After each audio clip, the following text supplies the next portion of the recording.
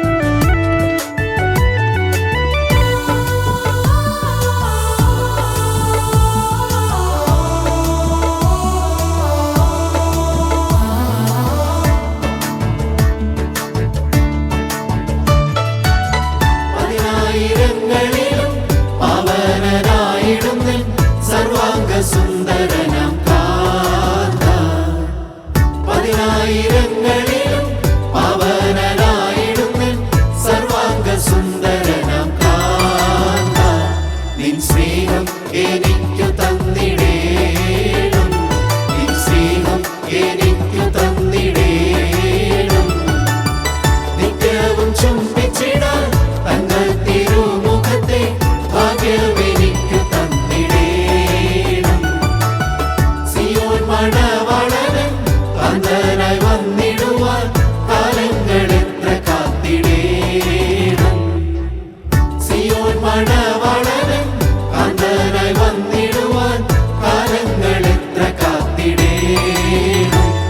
ആ നാളും നാഴികയും ഞാൻ നോക്കി, ആ നാളും നാഴികയും ഞാൻ നോക്കി.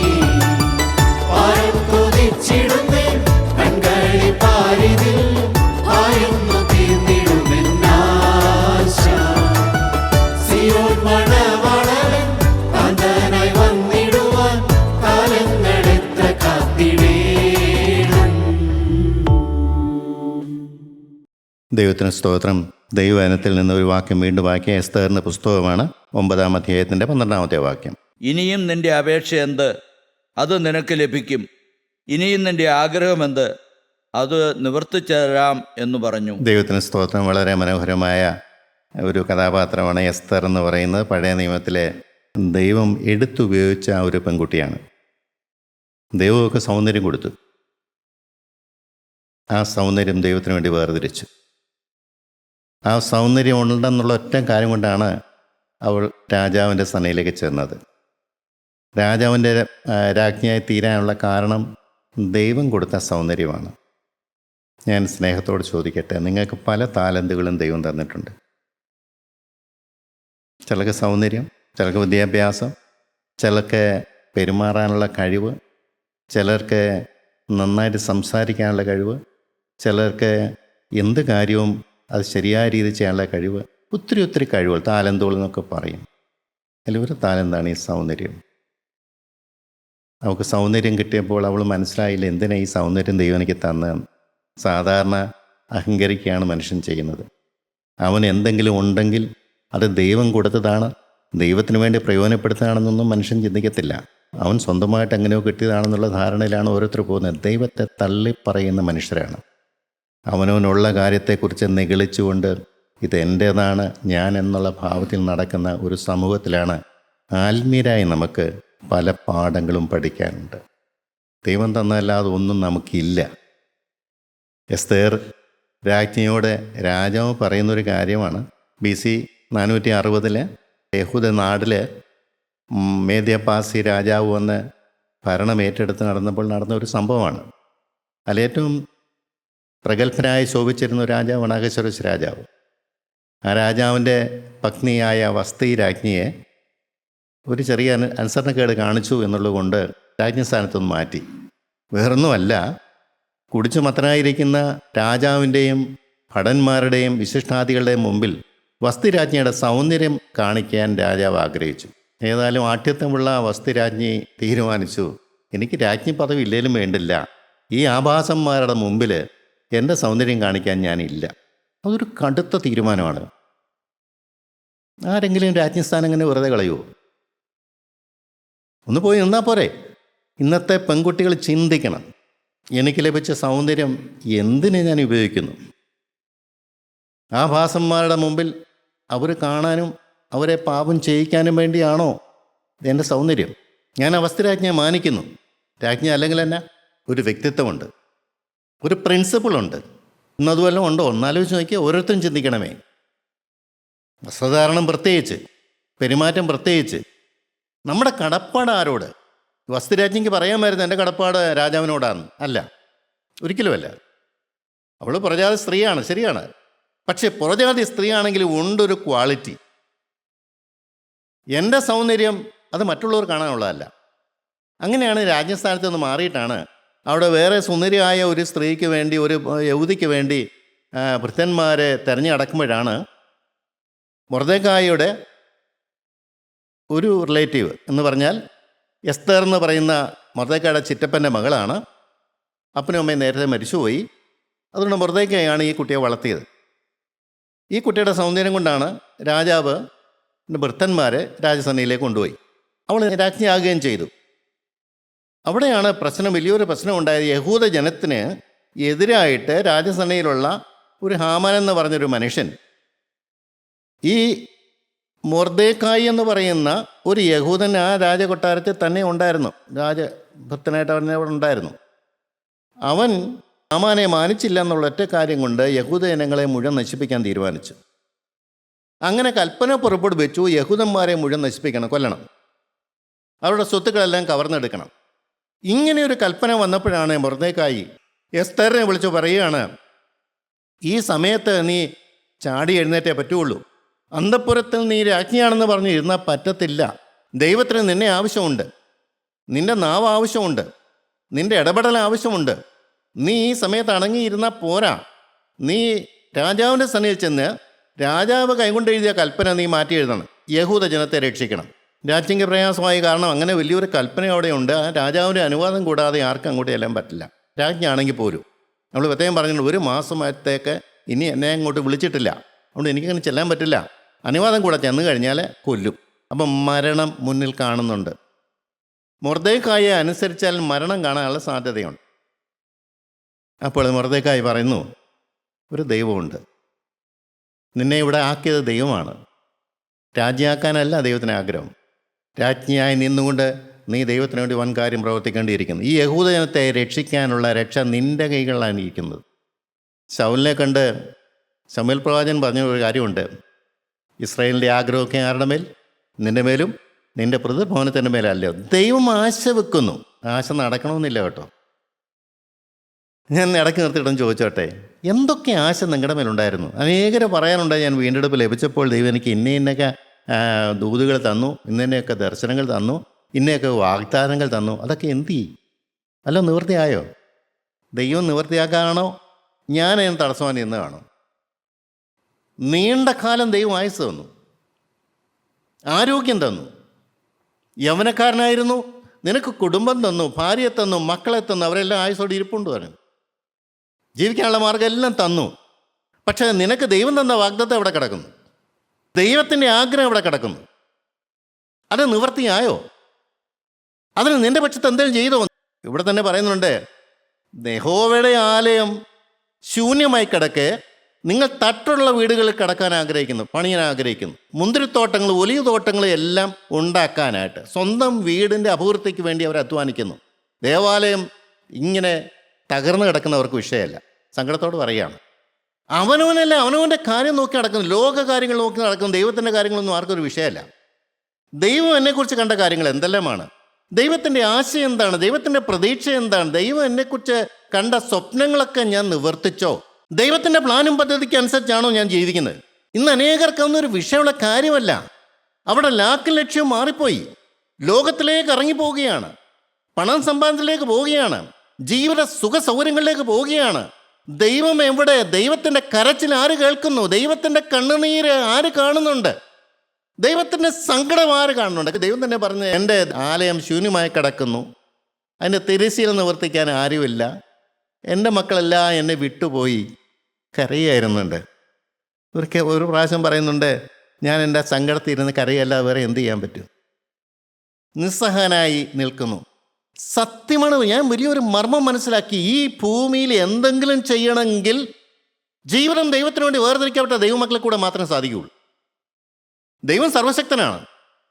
പ്രകൃതി മുഴുവൻ അവനനുസരിക്കും, പ്രകൃതിയെ മുഴുവൻ അവന് നിയന്ത്രിക്കാൻ പറ്റും, സകലത അവന് നിയന്ത്രിക്കാൻ പറ്റും. പക്ഷെ ദൈവവേല നടക്കണമെങ്കിൽ ദൈവത്തിന് 100% കീഴ്പ്പെട്ടും വിനയപ്പെട്ടും പരിശുദ്ധാത്മാവിന് നിറവുള്ള ദൈവവേദങ്ങളെ കൊണ്ടേ സാധിക്കുകയുള്ളൂ. എക്കാലത്തും അങ്ങനെയാണ്. ഒരാളിൽ ചവിട്ടിയുന്നുകൊണ്ടാണ് ദൈവത്തിൻ്റെ വൻകാര്യങ്ങളൊക്കെ നടക്കുന്നത്.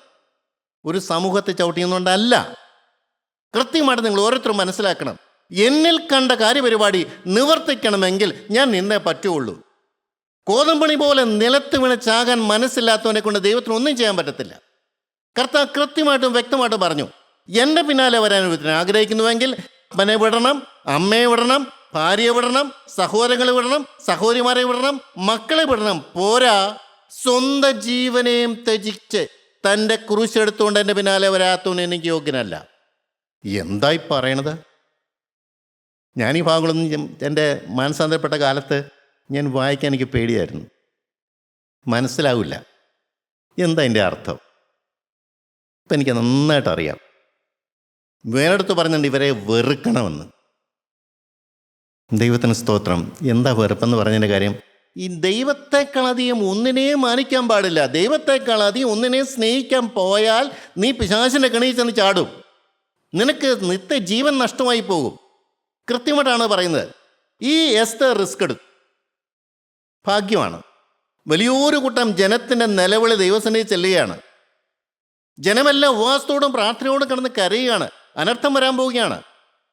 2 or 3 ദിവസം കഴിഞ്ഞ് കഴിഞ്ഞാൽ ഈ യഹൂദജനം ഒരെണ്ണം പോലും കാണുകയില്ല. അവരുടെ വീട് മുഴുവൻ കൊള്ളയടിക്കും. അതാണ് കൽപ്പന വന്നിരിക്കുന്നത്. ദൈവം എസ്തേറിനെ നോക്കുന്നു. ദൈവം എസ്തേറിനെ സൂക്ഷിച്ചു നോക്കുന്നു. എൻ്റെ ദൈവത്തിന് സ്തോത്രം. എൻ്റെ പ്രിയപ്പെട്ട സഹോദര, നാളുകളായി ദൈവം നോക്കുന്ന ഒരു അത്യാഹിതം വരുന്നതിന് മുമ്പ് ദൈവം നിന്നിൽ പ്രതീക്ഷ വെക്കുകയാണ്.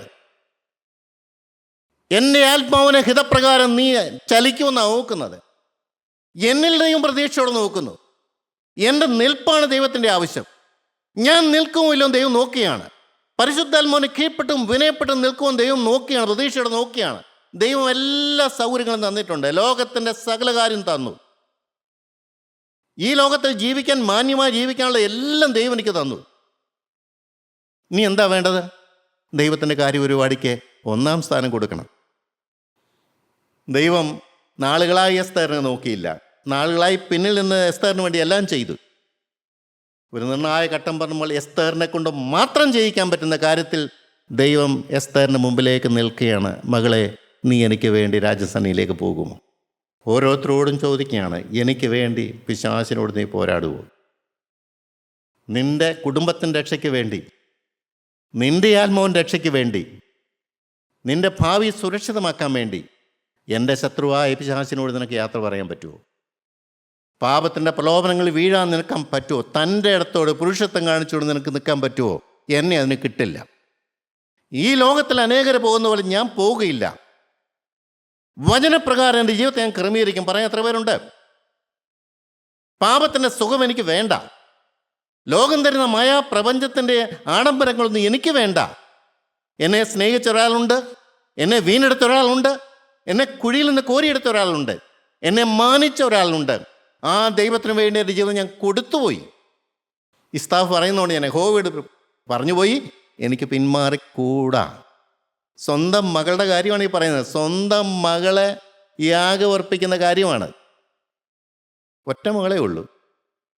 ദൈവത്തോടുള്ള നന്ദിയും കടപ്പാടും വെച്ച് ഇസ്താവ് പറയുകയാണ്, ഞാൻ യഹോവയോട് പറഞ്ഞു എനിക്ക് പിന്മാറിക്കൂടാ.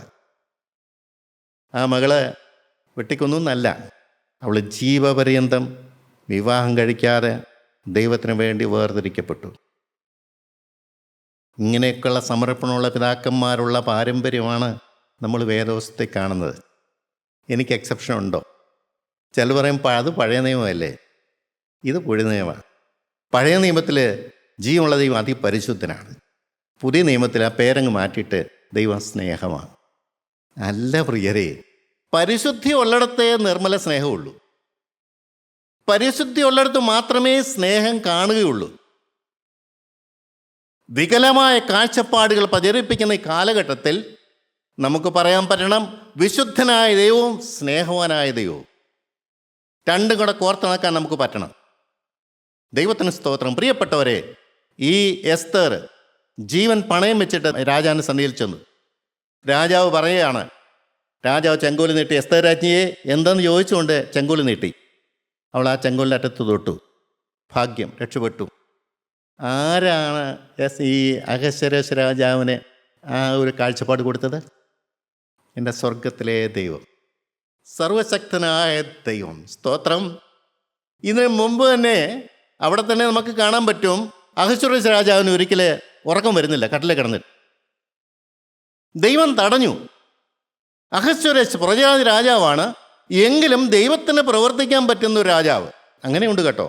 പ്രജാതിയാണെന്ന് പറഞ്ഞാലും ദൈവത്തിന് തൻ്റെ ദൈവജനത്തെ അനുഗ്രഹിക്കാൻ വേണ്ടി എടുത്തുപയോഗിക്കാൻ അഹശ്വേരോശ് രാജാവിന് സാധിച്ചു.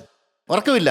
അപ്പോൾ ചാടി എഴുന്നേറ്റിട്ട് ഭൃത്യന്മാരോട് പറഞ്ഞു, ആ ചരിത്രങ്ങളൊക്കെ എഴുതുന്ന ദിനവൃത്താന്ത പുസ്തകം എടുക്കാൻ പറഞ്ഞു. അതിനകത്തൊരിക്കൽ രാജാവിനെ കൊല്ലാൻ വേണ്ടി രാജകൊട്ടാരത്തിലുണ്ടായിരുന്ന 2 ഭൃത്യന്മാർ ആ പ്ലാൻ ഇട്ടതേ മൊർദെഖായി എന്ന് വിവരം കൊടുക്കുകയും ആ 2 പേരെ അവിടുന്ന് മാറ്റി കൊന്നുകളഞ്ഞിട്ട് രാജാവിനെ രക്ഷിച്ച ഒരു ചരിത്രം എഴുതിച്ചിട്ടുണ്ട്. അത് രാജാവ് കണ്ടു. ഇത്രയും കാര്യം മൊർദെഖായി ചെയ്തിട്ട് മൊർദെഖായിക്ക് എന്ത് പ്രതിഫലം കൊടുത്തു എന്ന് രാജാവ് പുത്രന്മാരോട് ചോദിച്ചു. പറഞ്ഞു, ഒന്നും കൊടുത്തില്ലെന്ന് പറഞ്ഞു. മൊർദെഖായിക്ക് വേണ്ടി ഉറക്കം കെടുത്തിയൊരു ദൈവമുണ്ട്. മൊർദെഖായെ മാനിക്കാൻ വേണ്ടി ഉറക്കം കെടുത്തി ദിനവൃത്താന്ത പുസ്തകം എടുത്ത് വായിക്കാനായിട്ട് ദൈവം എടുത്ത് ഉപയോഗിച്ച ഒരു പുറജാതി രാജാവ്. ആ രാജാവ് തന്നെയാണ് ഇപ്പോൾ ദൈവജനത്തെ രക്ഷിക്കാൻ വേണ്ടി എസ്തേർ എന്നപ്പോൾ എസ്തേറിനൊരു കനിവ് കാണിച്ച് ചെങ്കോലങ്ങ് നീട്ടി. എന്നിട്ട് പറയുന്ന വാക്കാണ് 3 സ്ഥലത്ത് ഇങ്ങനെ എഴുതി വെച്ചിട്ടുണ്ട്. ഇനിയും നിൻ്റെ അപേക്ഷ എന്ത്? 3 പ്രാവശ്യം സൽക്കാരത്തിന് വരാൻ പറഞ്ഞു. ഓരോ ദിവസം മാറി മാറി മാറി മാറി പറയാൻ ചിലപ്പോഴൊക്കെ പേടി കാണും. എന്നാലും ആദ്യത്തെ ഒരു ദിവസം വിരുന്നിന് വിളിച്ചു, രണ്ടാമത്തെ ദിവസം വിരുന്നിന് വിളിച്ചു, മൂന്നാമത്തെ ദിവസം വിരുന്നിന് വിളിച്ചപ്പോഴാണ് ഓരോ പ്രാവശ്യം ചോദിക്കുക, ഇനിയും നിൻ്റെ അപേക്ഷ എന്ത്? അത് നിനക്ക് ലഭിക്കും. ഇനിയും നിൻ്റെ ആഗ്രഹം എന്ത്? അത് നിവർത്തിച്ച് തരും. രാജ്യത്തിൻ്റെ പകുതി ആയാലും ഞാൻ നിനക്ക് തരാം. ഓ, ഇത്രമാത്രം കനിവ് ആ രാജാവിന് കൊടുത്തത് ആരാണ്? ഈ ദൈവം സർവശക്തനല്ലേ? എനിക്ക് അനുകൂലമാക്കി തരുന്നു, ദൈവജനത്തിന് അനുകൂലമാക്കി തരുന്ന ഒരു ദൈവം, പുറംജാതി രാജാവിനെ പോലെ സ്വാധീനിക്കുന്ന ഒരു ദൈവം. കോരസ് രാജാവ് പണ്ട് അടിമുഖത്തിൽ കിടന്ന് പ്രവാസത്തിലേക്ക് പോയ ജനത്തിന് കോരസ് രാജാവിന് അല്പം ഒരു മനസ്സലിവ് കൊടുത്തിട്ട് ദൈവത്തെ യെരുശലേം ദേവാലയം പണിയാനായിട്ട് പറഞ്ഞു വിട്ടു. കാലാകാലങ്ങൾ ദൈവം സർവശക്തനാണെന്ന് പറഞ്ഞത് അതുകൊണ്ടാണ്. എവിടെങ്കിലും ഒരു ചെറിയ നന്മയുണ്ടെങ്കിൽ അവിടെ ദൈവം പ്രവർത്തിക്കുകയാണ്. അത് ദൈവജനത്തിന് വേണ്ടി അനുകൂലമാക്കാൻ വേണ്ടി രാജാവിനെ പോലും സ്വാധീനിക്കുന്നത് ദൈവത്തിൻ്റെ ശക്തി. ആ ദൈവത്തിൻ്റെ ദാസനാണ് ഞാൻ. ആ ദൈവത്തിൻ്റെ വിളിക്കേട്ടവരാണ് നിങ്ങളൊക്കെ. ആ ദൈവത്തെ അനുസരിക്കാനാണ് നിങ്ങളെ വിളിച്ചിരിക്കുന്നത്. ആ ദൈവത്തിൻ്റെ വേലക്കാരനാകാനാണെന്ന് ആഗ്രഹിച്ചിരിക്കുന്നത്. ആ ദൈവത്തിൻ്റെ പരിശുദ്ധാത്മാവിനെയാണ് നിങ്ങളുടെ മേൽ തന്നിരിക്കുന്നത്. ആ ദൈവത്തിൻ്റെ പുത്രത്വമാണ് നിങ്ങൾക്ക് തന്നിരിക്കുന്നത്. ആ ദൈവത്തിൻ്റെ അടുത്തിരിക്കാനാണ് ദൈവം നിങ്ങളെ വിളിച്ചിരിക്കുന്നത്. ഈ ദൈവത്തെ നിങ്ങൾക്ക് പരിചയമുണ്ടോ? 7:3 വായിച്ചാൽ അറിയാം. 8:6 വായിക്കാം. എസ്തേറിൻ്റെ പുസ്തകം 7:3. അതിന് എസ്തേർ രാജ്ഞി, രാജാവേ, എന്നോട് കൃപയുണ്ടെങ്കിൽ, രാജാവിന് തിരുവുള്ളമുണ്ടെങ്കിൽ എൻ്റെ അപേക്ഷ കേട്ട് എൻ്റെ ജീവനെയും എൻ്റെ ആഗ്രഹമോർത്ത് എൻ്റെ ജനത്തെയും എനിക്ക് നൽകണമേ. ഓ, എന്നെ ഓർക്കണമേ, എൻ്റെ ജനത്തെ ഓർക്കണമേ. ദൈവത്തിന് സ്തോത്രം. ദൈവജനത്തിന് വേണ്ടി ഒരു പെൺകുട്ടി ആ രാജാവിൻ്റെ സന്നിധി പ്ലീഡ് ചെയ്യുകയാണ്. ഇത് വല്ലതും മനസ്സിലാവുന്നുണ്ടോ? അന്ധകാരത്തിൽ കിടക്കുന്ന ജനത്തിന് വേണ്ടി, ഇടം കൈയും വലം കൈയും അറിയാത്ത ജനത്തിന് വേണ്ടി പ്ലീഡ് ചെയ്യാൻ ആരുണ്ടെന്ന് അദ്ദേഹം നോക്കി. എനിക്ക് വേണ്ടി ഇടിവിൽ നിൽക്കാൻ ആരുണ്ട്? ദേശത്തിൻ്റെ കാവൽക്കാരനായി നിൽക്കാൻ ആരുണ്ട്? ജനത്തിൻ്റെ മേൽ വാൾ വരുമ്പോൾ മുൻകൂട്ടി പറഞ്ഞുകൊണ്ട് വാൾ വരുന്നുണ്ട്, മാനസാന്തരപ്പെടുമെന്ന് പറയാൻ എത്ര പേരുണ്ടെന്നാണ് ദൈവം ചോദിക്കുന്നത്. ചോദിച്ചില്ലെങ്കിൽ, അതിന് നിന്നില്ലെങ്കിൽ അവരുടെ രക്തം നിന്റെ മേൽ ചോദിക്കുമെന്നാണ് പറഞ്ഞത്. പ്രിയപ്പെട്ടവരെ, ദൈവം ഓരോ വ്യക്തിയെ മാനിക്കുന്നുണ്ട്. ദൈവം ഓരോ വ്യക്തിയെടുത്ത് ഉപയോഗിക്കാൻ ആഗ്രഹിക്കുന്നുണ്ട്. പക്ഷെ അവന് വിനയപ്പെടണം, കീഴ്പ്പെടണം, ജീവിതം അവൻ്റെ കരങ്ങളിലേക്ക് കൊടുക്കണം. ദൈവത്തിൻ്റെ ശത്രുവായ പിശാചിനോട് എന്നേക്കുമായി സന്ധിയില്ല സമരം പ്രഖ്യാപിക്കണം. ജീവിതം അവന് വേണ്ടി തീരെഴുതിയാൻ കൊടുക്കണം. എനിക്ക് വേറെ ലാക്കോ ലക്ഷ്യവുമില്ലെന്ന് ഹൃദയം കൊണ്ട് തന്നെ പ്രഖ്യാപിക്കണം. പിശാചിൻ്റെ ആലോചന തിരിച്ചറിയാനുള്ള കൃപ ദൈവത്തിൽ നിന്ന് പ്രാപിക്കണം. ആരെയും കുസാകാതെ അവൻ്റെ മുഖത്തേക്ക് നോക്കിക്കൊണ്ട് ജീവിക്കാൻ പഠിക്കണം. 8:6 ഒന്നുകൂടെ വായിക്കാം. എൻ്റെ ജനത്തിന് വരുന്ന അനർത്ഥം ഞാൻ എങ്ങനെ കണ്ട് സഹിക്കും? എൻ്റെ ജനത്തിന് വരുന്ന അനർത്ഥം ഞാൻ എങ്ങനെ കണ്ട് സഹിക്കും? ഒരു സ്വാതി പെൺകുട്ടി, ജീവിതത്തിൽ ആ മുളപൊട്ടി മുന്നോട്ട് പ്രതീക്ഷയുള്ള ഒരു പെൺകുട്ടി പറയുന്ന വാക്കാണിത് പറയുന്നത്. എൻ്റെ ജനത്തിൻ്റെ വരുന്ന അനർത്ഥം ഞാൻ എങ്ങനെ കണ്ട് സഹിക്കുമെന്ന്. പരിശുദ്ധാത്മാവ് പ്രവർത്തിക്കുകയാണ് അവിടെ. വെറും ലോക സ്ത്രീയായിരിക്കുന്നവരും ഒരു സ്ത്രീയെ ദൈവം എടുത്തിട്ട് രൂപാന്തരപ്പെടുത്തി ജനത്തിൻ്റെ ആത്മാവിനെക്കുറിച്ചുള്ള വേദന കൊടുക്കുകയാണ്. എൻ്റെ ജനത്തിന് വരുന്ന അനർത്ഥം ഞാൻ എങ്ങനെ കണ്ട് സഹിക്കും? സ്തോത്രം. പ്രിയപ്പെട്ടവരെ, നാം ചിന്തിക്കേണ്ടതാണ്. ഓരോരുത്തരും നിങ്ങൾ ചിന്തിക്കണം. നിങ്ങൾ ദൈവത്തിന് വേണ്ടി വേർതിരിഞ്ഞവരാണോ? ദൈവത്തിൻ്റെ ജനത്തെക്കുറിച്ച് നിങ്ങൾക്ക് വല്ല വേദനയുണ്ടോ? ഇടങ്കയും വലങ്കയും അറിയാത്ത ജനത്തെക്കുറിച്ച് നിങ്ങൾക്ക് എന്താണ് കൺസേൺ? അവർക്ക് സുബോധം കൊടുക്കണമേ എന്ന് പ്രാർത്ഥിക്കാൻ ആരുണ്ട്? അവരുടെ കണ്ണ് തുറന്നു കൊടുക്കണേ എന്ന് പ്രാർത്ഥിക്കാൻ ആരുണ്ട്? അവരുടെ ബന്ധനത്തിലാണെന്നുള്ള കാര്യം അവർക്ക് മനസ്സിലാക്കി കൊടുക്കണമേ എന്ന് പ്രാർത്ഥിക്കാൻ എത്ര പേരുണ്ട്? എൻ്റെ പ്രിയ സഹോദരങ്ങളെ, ഈ കുട്ടി പറയുകയാണ്, എൻ്റെ വംശത്തിൻ്റെ നാശം ഞാൻ എങ്ങനെ കണ്ട് സഹിക്കും? എൻ്റെ പ്രിയപ്പെട്ടവരെ, മാനസാന്തരപ്പെടാത്ത സഹോദരങ്ങളൊക്കെ ഉണ്ട് എനിക്ക്. ഞാനിത് പറയുമ്പോൾ എൻ്റെ ജീവിതം കൊണ്ട് നോക്കിയിട്ടാണ് പറയുന്നത്. ദൈവം എനിക്കൊരു കാഴ്ചപ്പാട് തന്നു. അവരെ ഞാൻ സ്വർഗ്ഗത്തിൽ ചെല്ലും. എനിക്ക് ഉറപ്പാ, ദൈവത്തിന് ഉറപ്പാ. എങ്ങനെ ഉറപ്പ് കിട്ടിയെന്ന് ചോദിച്ചു കഴിഞ്ഞാൽ, ജീവിതത്തിൽ വിട്ടുവരേണ്ടതെല്ലാം വിട്ടുവരിഞ്ഞാൽ ആ ഉറപ്പ് സ്വാഭാവികമായും കിട്ടും. എനിക്ക് വേറെ ലാക്കും ലക്ഷ്യമൊന്നുമില്ല, ഒരു ലാക്കും ലക്ഷ്യമൊന്നുമില്ല. അത് ഞാൻ അരിച്ചു പറക്കി കണ്ടുപിടിക്കുന്ന ഓരോ കാര്യമാണ്. അപ്പോഴാണ് എനിക്ക് വരുന്ന വേദന. എൻ്റെ സഹോദരന്മാരെ യാതനാ സ്ഥലത്ത് കിടന്ന് കരയുന്നത് ഞാൻ കാണും, എൻ്റെ സ്വന്തം കണ്ണാലെ കാണും. ഞാൻ എങ്ങനെ സഹിക്കും? എങ്ങനെ ഞാനതൊക്കെ ആ സിറ്റുവേഷൻ ഫേസ് ചെയ്യും? ഞാൻ നിലവിളിച്ച ദൈവത്തോട് പറയാറുണ്ട്, കർത്താവേ, എനിക്കത് സഹിക്കാൻ പറ്റുന്നൊരു കാര്യമല്ല. എൻ്റെ വീട്ടിൽ വളർന്ന് എൻ്റെ മാംസത്തിന് മാംസവും രക്തത്തിന് രക്തവുമായ എൻ്റെ സഹോദരന്മാർ, അവർക്ക് മാനസാന്തരമില്ല, ശരി തന്നെയാണ്. പക്ഷേ അവർക്ക് വരാൻ പോകുന്ന വിനാശം ഞാൻ എങ്ങനെ കണ്ടു സഹിക്കും? എൻ്റെ അപ്പനും അമ്മയും ഈ വചനമൊന്നും കേട്ടവരല്ല, മാനസാന്തരപ്പെട്ടവരുമല്ല. അവർ നാശത്തിൽ കിടന്ന് പിടയുന്നത് ഞാൻ എങ്ങനെ കാണും? സ്തോത്രം. ഇല്ല കർത്താവേ, അത് സാധിക്കില്ല. അങ്ങനെ സംഭവിക്കാൻ പാടില്ല. ഞാൻ എന്ത് ചെയ്യും? എനിക്ക് എന്ത് ചെയ്യാൻ പറ്റും?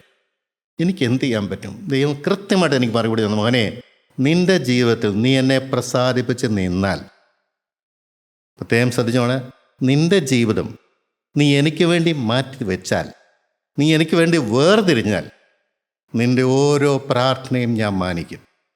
ആശ്വാസമായി എനിക്ക്. നീ എൻ്റെ ജോലി എന്നാ? ദൈവത്തെ പ്രസാദിപ്പിക്കുക. അനേക ആത്മാക്കളുടെ രക്ഷയ്ക്ക് വേണ്ടി എന്നെ തന്നെ കോതമ്പണി പോലെ നിലത്ത് വീട്ട് ചവിട്ടേക്കാൻ വിട്ടുകൊടുക്കുക. എൻ്റെ ആഗ്രഹങ്ങളെല്ലാം താഴെ വെച്ചുകൊണ്ട് ദൈവത്തിൻ്റെ ആഗ്രഹം എൻ്റെ ആഗ്രഹമെന്ന് കണ്ടുകൊണ്ട്, അത് പ്രവൃത്തി കൊണ്ടല്ല, അധ്വാനം കൊണ്ടല്ല, ജീവിതത്തിലെടുക്കേണ്ട തീരുമാനം എടുത്ത് ദൈവത്തിന് ഹിതകരമായ രീതിയിൽ ദൈവം മറ്റുള്ളവർക്ക് വേണ്ടി മുഴങ്കാലും അടക്കുക. എൻ്റെ പ്രിയപ്പെട്ടവർക്ക് വേണ്ടി വേറെ ആര് പ്രാർത്ഥിക്കും? എൻ്റെ പ്രിയപ്പെട്ടവർ രക്ഷ ആര് നോക്കും?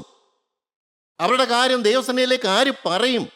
ഹൃദയവേദനയോടെ, ആത്മാർത്ഥയോടെ, പാപമില്ലാതെ ദൈവസേനയിൽ കടന്ന് പ്രാർത്ഥിക്കാൻ ആരെ കൊണ്ട് കഴിയും? പ്രിയപ്പെട്ടവരെ, ഞാൻ പ്രാർത്ഥിക്കാൻ നിങ്ങൾ പറഞ്ഞിട്ട് കാര്യമില്ല. നിങ്ങളുടെ ജീവിതത്തിൽ പാപമുണ്ടെങ്കിൽ പ്രാർത്ഥന കേൾക്കില്ല. പാപമില്ലാത്ത അവസ്ഥയിൽ പരിശുദ്ധാത്മാവിന്റെ നിറവിൽ നിന്നുകൊണ്ട് പ്രാർത്ഥിച്ചാൽ അതങ്ങ് ചെല്ലുക തന്നെ ചെയ്യും. ദൈവം അത് മാനിക്കുക തന്നെ ചെയ്യും.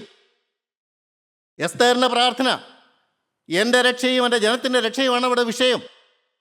രണ്ടാവ് പറയുന്നു, അവരുടെ നാശം ഞാൻ എങ്ങനെ കണ്ട് സഹിക്കുമെന്ന്. നിങ്ങളൊന്നും മനസ്സിലാക്കണം, വരാനിരിക്കുന്ന വലിയൊരു വിപത്ത് വരികയാണ്. കാലചക്രം ഇങ്ങനെ ഉരുണ്ടുകൊണ്ടിരിക്കുകയാണ്. എൻ്റെ കാലം കഴിയും, അടുത്ത തലമുറ പറയും. അവരും ഇതുപോലെ ഈ വചനമൊക്കെ കേട്ടെന്നിരിക്കും. പക്ഷെ എത്ര പേര് ദൈവത്തിന് വചനത്തിൽ റെസ്പോണ്ട് ചെയ്യും? ഇതാണ് വിഷയം. ഈ നല്ല കാലഘട്ടത്തിൽ, അനുകൂലമായിരിക്കുന്ന കാലഘട്ടത്തിൽ ദൈവത്തിന് വേണ്ടി വേർതിരിയാൻ നിങ്ങളെ കൊണ്ട് പറ്റുമോ? ഒരു എസ്തേറാകാൻ നിനക്ക് പറ്റുമോ? സാറേകളെ, എസ്തേറിനെ കുറിച്ച് പറഞ്ഞിട്ട് കാര്യമില്ല. ആ എസ്തേർ എടുത്ത തീരുമാനം എൻ്റെ തീരുമാനമാണ്. ആ രൂത്ത് എടുത്ത തീരുമാനം എൻ്റെ തീരുമാനമാണ്. രൂത്തിന്റെ തീരുമാനം അറിയാമല്ലോ. അമ്മായിമ്മയോട് പറ്റിച്ചേർന്നു, നിന്റെ ദൈവം എൻ്റെ ദൈവം. നീ പോകുന്നിടത്ത് ഞാനും പോകും, നീ മരിക്കുന്നിടത്ത് ഞാനും മരിക്കും. നിന്നെ വിട്ടു പിരിയുന്ന കാര്യം മാത്രം നീ എന്നോട് പറയരുത്. ആ കൊച്ചിനെ അത്ര അറിയാൻ പാടല്ലോ. പക്ഷെ ആ കൊച്ച് അമ്മായിമ്മേൽ കൂടെ ഒരു ദൈവത്തെ കണ്ടു. ഇന്ന് നമ്മുടെ കൂട്ടായ്മയിൽ കൂടെ ദൈവത്തെ കണ്ട് എത്ര പേരുണ്ട്? ദൈവമക്കളിൽ കൂടെ ദൈവത്തെ കണ്ട് എത്ര പേരുണ്ട്? ഇതാണ് പ്രധാനപ്പെട്ട കാര്യം. അനുഗ്രഹം വരുന്നത് കാഴമേറിയ സമർപ്പണത്തിൽ കൂടെയാണ്. ഞാൻ നിനക്ക് വേണ്ടി എന്ത് ചെയ്യുമെന്ന് ഏലീശ ചോദിച്ചു. കടക്കാരെ പിടിച്ചുകൊണ്ട് പോയ ആ സ്ത്രീയുടെ ഏലീശയോട് പരാതി പറഞ്ഞു, എൻ്റെ മകനെ കൊണ്ടുപോകാൻ പോവുകയാണ്, എന്നെ രക്ഷിക്കണം. ദൈവത്തിൻ്റെ ദാസനായ വേല ചെയ്ത ആളാണ്. പക്ഷേ ഏലീശ പറയുകയാണ്, ഞാൻ നിനക്ക് വേണ്ടി എന്ത് ചെയ്യുമെന്നാണ് ചോദിച്ച്. നിനക്ക് എന്തുണ്ടെന്നാണ് ചോദിച്ച്. തീർത്തില്ലേ? പരിഹാരം വരുത്തിയില്ലേ? അത്ഭുതം നടത്തിയില്ലേ? ലോകം കണ്ടിട്ടില്ലാത്ത അത്ഭുതം അവിടെ നടത്തി ആ കുടുംബത്തെ രക്ഷിച്ചു. ശമരിയക്കാരത്തെ സ്ത്രീ വന്നിട്ട് ചോദിച്ചു, എനിക്ക് ജീവനുള്ള വെള്ളം വേണമെന്ന് പറഞ്ഞു. അവനോട് ചോദിച്ചാൽ ജീവനുള്ള വെള്ളം തരാമെന്ന് യേശു പറഞ്ഞു. ഞാൻ തരാമെന്ന് പറഞ്ഞു. നീ പോയി എൻ്റെ ഭർത്താവിനെ വിളിച്ചുകൊണ്ടിരാൻ പറഞ്ഞു. അവിടെ പാപത്തിൻ്റെ പ്രശ്നവും അവിടെ ബന്ധനവും അഴിച്ചിട്ട് ജീവൻ്റെ വെള്ളം കൊടുക്കുക ചെയ്ത്. പ്രിയപ്പെട്ടവരെ, ഭർത്തയുമായി പറഞ്ഞു, എനിക്ക് കാഴ്ച കിട്ടണമെന്ന് പറഞ്ഞു. യേശു ചോദിച്ചു, ഞാൻ നിനക്ക് എന്ത് ചെയ്തു തരണമെന്ന് ചോദിച്ചു. എനിക്ക് കാഴ്ച കിട്ടണം. എന്തിനാ കാഴ്ച? നിന്നെ കൺകുളിർക്കെ കാണുവാൻ, നിന്റെ പിന്നാലെ വരുവാൻ, ആഴമേറിയ സമർപ്പെടുപ്പാൻ. ഭർത്തിമാരോട് ചോദിച്ചു, ഞാൻ നിനക്ക് എന്താ ചെയ്തു തരണ്ടേ? യേശു അടുത്ത് വരുമ്പോഴും മിക്കവാറും ചോദിക്കും, ഞാൻ നിനക്ക് എന്താ ചെയ്തു തരേണ്ടത്? 2 രാജാക്കന്മാരുടെ പുസ്തകത്തിൽ ഞാൻ നിനക്ക് എന്ത് ചെയ്യണമെന്ന് ഏലിയാവ് ഏലീശയോട് ചോദിക്കുന്നുണ്ട്. ഏലീശ പറഞ്ഞു, എനിക്ക് നിന്റെ ഇരട്ടി പങ്ക്, എനിക്ക് ആത്മാവിനെ വേണം. പ്രയാസമുള്ള കാര്യമാണ്. അല്ല, ലൂക്കോസ് സുവിശേഷം 11-ാം അധ്യായത്തിൽ 13 പറയുന്നുണ്ട്, നിങ്ങൾ പ്രാർത്ഥിച്ചാൽ, മുട്ടിപ്പായിട്ട് പ്രാർത്ഥിച്ചാൽ പരിശുദ്ധാത്മാവിനെ തരാമെന്നാണ് പറഞ്ഞത്. എത്ര പേര് പ്രാപിച്ചു? കർത്താവ് കടന്നു പോകുന്നതിന് മുമ്പ് പറഞ്ഞു, നിങ്ങളെ പിതാവ് നിങ്ങളോട് പറഞ്ഞത് വാഗ്ദത്തത്തിനായി കാത്തിരിക്കണമെന്ന് പറഞ്ഞു. എത്ര പേര് കാത്തിരിക്കുന്നുണ്ട്? ഈ പരിശുദ്ധാത്മാവിനാൽ നയിക്കപ്പെടുവാൻ എത്ര പേര് പരിശുദ്ധാത്മാവിനോട് കാത്തിരിക്കുന്നുണ്ട്?